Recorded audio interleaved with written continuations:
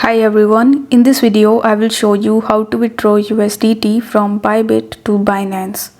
For that, launch your Bybit mobile application, then select the Assets tab in the bottom right hand corner of the screen. Here among the given options, you need to tap on withdraw, and here you just have to simply use the search bar in the top and you need to search for USDT. Now once you type USDT in the search bar, you will be able to see USDT and USDTE. We are working with USDT, that is Theta USDT, so you need to make sure that you select the Theta USDT option. After that, it will ask you to provide the withdrawal address. So in order to get this address, you need to launch your Binance mobile app, then tap on the add funds option. Then select the deposit crypto option, and here you need to use the search bar in the top again and search for USDT.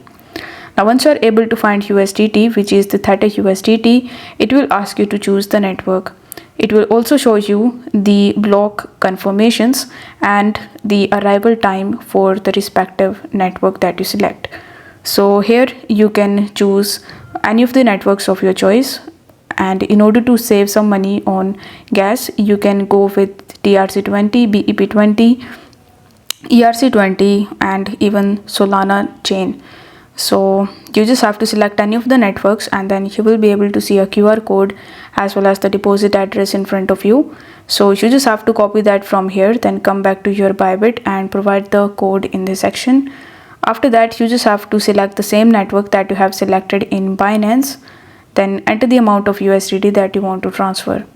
Afterwards, tap on the withdraw option in the bottom right hand corner of the screen, and on the next page you just have to review your information.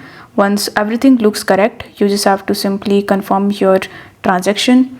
Now after completing your transaction, you will get your USDT from your Bybit account to your Binance account within 2 to 4 minutes.